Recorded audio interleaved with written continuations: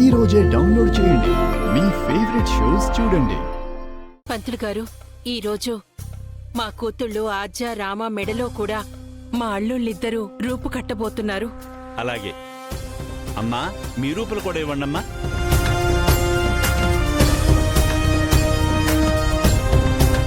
నా కొడుకు దీని మెడలో రూపు కట్టకూడదని దాన్ని కావాలని మర్చిపోయొచ్చాను. ఎంత తతంగం చేసినా సరే ఆద్య మెడలో సీను రూపు కట్టే రమణీయ దృశ్యం చూడకూడదనే ప్లాన్ చేశాను. అమ్మా, మీ రూపు ఇవ్వండమ్మా. అత్తయ్య, రూపు ఎక్కడుంది? రూపా? రూపు నా దగ్గర లేదే.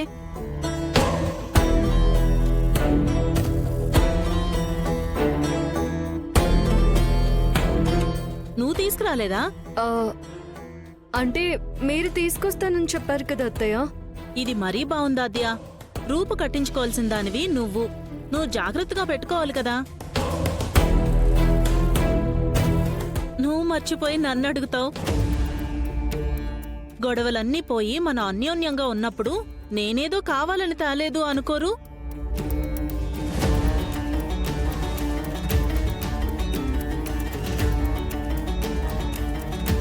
ఆద్యా, గుళ్ళో నా చేత రూపు కట్టించుకోవాలన్నావు, కానీ నువ్వే మర్చిపోయావేంటి?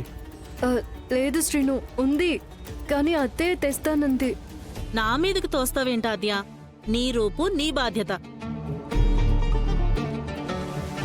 2 సార్లు వాడు నీ మెళ్ళో తాళి కట్టాడు.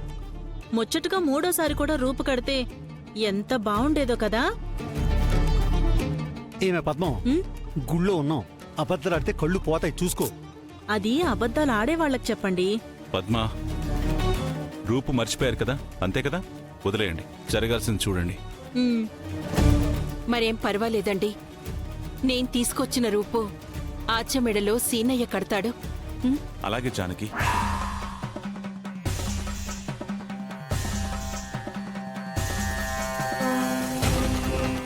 అయ్యో వదినా, అది నీ రూపు. 22 ఏళ్లుగా ఈ గుడిలో వరలక్ష్మి వ్రతం చేస్తున్నాం.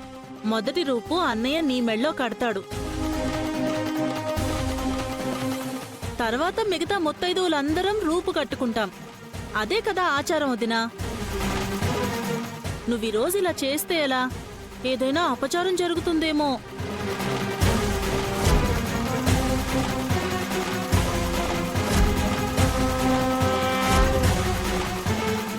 మంచి కార్యం ఎప్పుడు అపచారం కాదు పద్మం.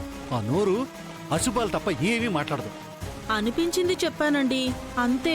నీకెప్పుడు అలాంటివి అనిపిస్తూ ఉంటాయండి. జీవితంలో చాలా వ్రతాలు చేశాము. జానకి ఎన్నో నోములు నోచింది. ఇప్పుడు వీళ్ళ సమయం వచ్చింది.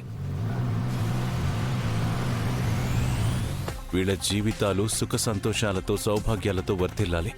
జానకి, నీ రూపు ఆద్య మెడలో శ్రీను కడతాళ్లే. పంతులు గారు, మీరు కానివ్వండి. శివో నామరూపాభ్యాం యాదేవి సర్వమంగళ తయో సంస్మరణాత్ పుంసాం సర్వతో జయమంగళం. లాభస్తేషాం జయస్తేషాం కుతస్తేషాం పరాభవః.